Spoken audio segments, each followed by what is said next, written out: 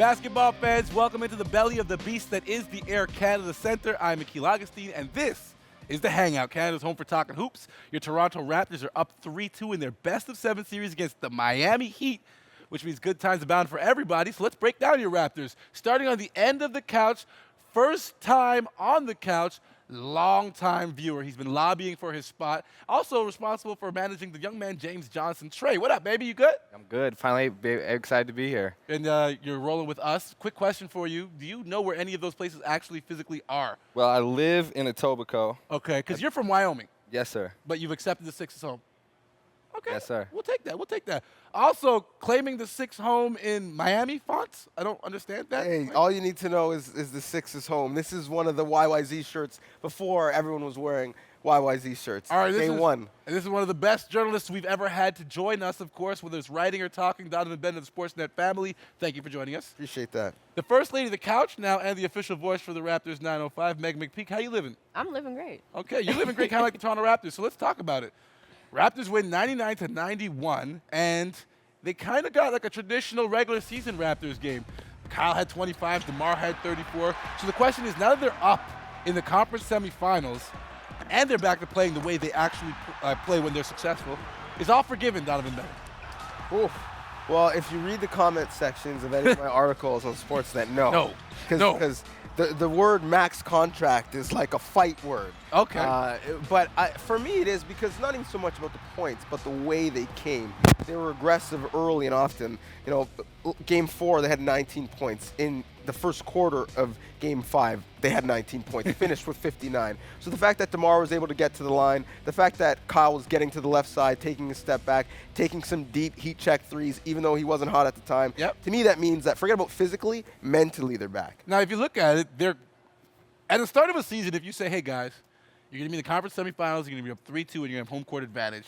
I mean, is that not what we came here to get, Trey? Is this not – should they not be looked at as having a successful playoff run at this point? Yeah, absolutely. Like Kyle said the other day in his interview, he said, we're in Game 5 of the conference semifinals. He's like, we're obviously doing something right, you know? Give us some credit here. I think they're doing exactly what we wanted them to. And it may not have been the style or fashion that people were hoping to see, but they've gotten the job done, Meg.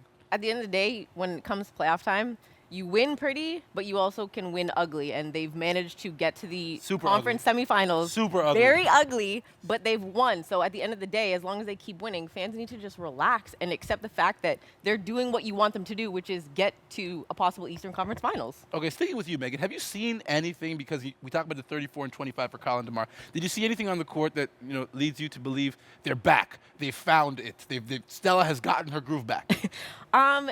Yes and no. It's sort of twofold because, like Donnovan said, it's all mental. Yep. So last night you see DeMar get hit in that thumb, and you're kind of wondering, all right, is he going to play through it? Is he going to fight Which through he it? did. He did. And shout out to Alex McKechnie with the expensive shoelace trick, which Hey. everybody's been talking about. Everybody's been throwing on Mentally, shoelaces he soon. fought through it and played the way we would have expected him to play as one of the All-Stars. So I think on the mental side, yes, they're back. But I need to see it one more time from them to actually be solidified in them being back. Are they back, guys? Are they back? Are Kyle and DeMar back to being one of the top backcourts in the NBA? Honestly, I thought Kyle was back in the Indiana series towards the end. Doing different things? Yeah, doing different things. I think DeMar struggled and the thumb injury kind of hampered him, to get back. But, yeah, like Meghan said, I think one more time for as a whole. Donnovan, you're co-signing? Yeah, but Megan's right. Like, Oh, wow, Meghan, you're getting a lot of love on this one. Holy they want it back to back. Like, you need to close out this series, so another strong performance by both of them at the same time will be key. Now, you just touched on an important word, closing. Closeouts. Closing quarters. That's a big deal for a lot of NBA teams, closing halves, closing games. What's the issue with this Raptors team in closing quarters and halves? Because they haven't been doing it. I think that comes down to mental. And mentally they need to be in the mindset that, especially last night, like the way they finished the first half, like Bismack was so candid in his halftime interview. That was one of the better halftime interviews.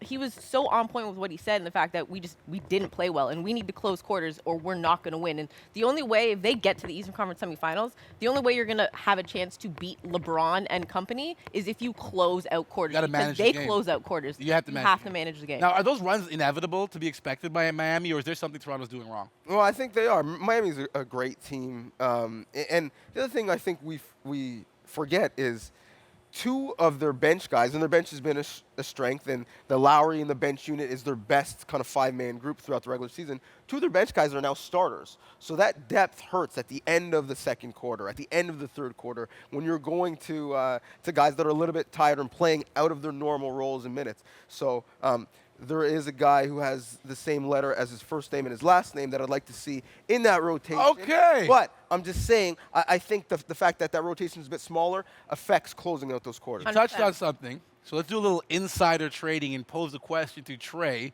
But it'll be a vague question. You can take it where you want. We pretty much know where you're going to take it. Yeah. You're going to put this guy on Front Street? Yeah. He's not. I'm ready. Toronto, I'm ready for it. You're going to put him on Front Street? We're putting him right on Front Street. Let him live on just above Lakeshore. Just above Lakeshore. What is the adjustment you'd like to see Dwayne Casey make in this series at this point? Ding, ding, ding. Especially since DeMar Carroll's questionable for this game. and that's exactly right. I think this is James's time again. Wow, surprise! Surprise ending. Surprise. I mean, I assume we're gonna see Norm going in the starting lineup, and he's gonna keep bringing Terrence off the bench. But then there's gonna be that moment where Joe Johnson's going to get in the post or Dwayne Wade's going to get hot, and that's where we got to see JJ step I got to up. give huge props to James because he did a great job on Joe Johnson and helped on Whiteside in the few minutes he did get a few games ago. So that was actually a positive for these Raptors. Aside from Patrick Patterson, JJ's been the only person who's been able to actually contend with Joe Johnson. I'd like to see Jason Thompson get some more minutes too. He's contributed. He played well last night. Yeah, he did. For them He's off the definitely bench. been big. But hey, they did it. The Raptors are up 3-2. They've got another game in Miami tomorrow, so we'll be tuning into that. But still more to come here on Canada's home for Talking Hoops. We're done with the Raptors, but we got to give huge props to our boy Biombo. Not only did he have the best halftime interview we've ever seen, talk about that block finish, and then the celebration. Is he pointing or dabbing? Look at my dab. Look at my dab. Look at my dab. Help